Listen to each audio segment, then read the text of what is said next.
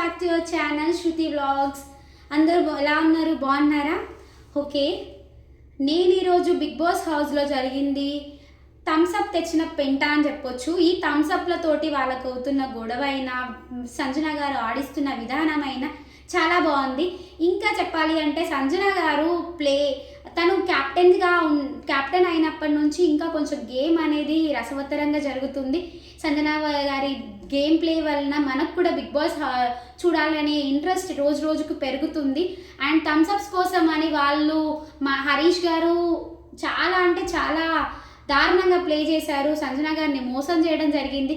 ఆమె చాలా అంటే చాలా తను నమ్మింది, కాకపోతే నమ్మిన వాళ్ళనే మోసం చేయడం ఈజీ అన్నట్టు తను మోసం చేసేసి తనే కొట్టేశాడు ఆ థమ్స్అప్ బాటిల్ని.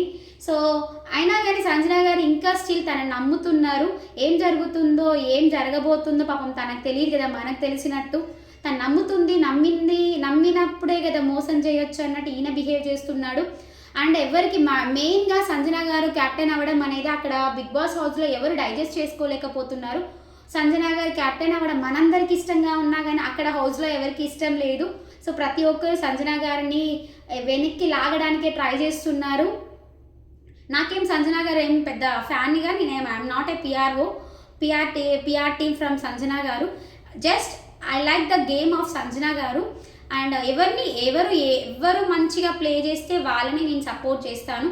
ఇప్పటి వరకైతే సంజన గారి గేమ్ ప్లే అనేది చాలా బాగుంది. ఇంకా ఆమె గేమ్ ప్లే పెరగాలి, ఆమె నుంచి మనకు కంటెంట్ బాగా రావాలి. ఇంకా మనకు ఆమె కాకుండా వేరే హౌస్ మేట్స్ తోటి కంటెంట్ అనేది క్రియేట్ కావాలి అని అనుకుంటున్నాను. So creation is nothing but మనం ఎంటర్టైన్ అవుతాము. మనం ఎంటర్టైన్ అవుతూనే కదా బిగ్ బాస్ హౌస్లో మనం ఎంటర్టైన్ అవ్వాలంటే అక్కడ గొడవలు కావాలి. గొడవలు ఒకటే కాదు కదా పరిష్కారం, టాస్క్లు ఎక్కువగా రావాలి బిగ్ బాస్లో నుంచి.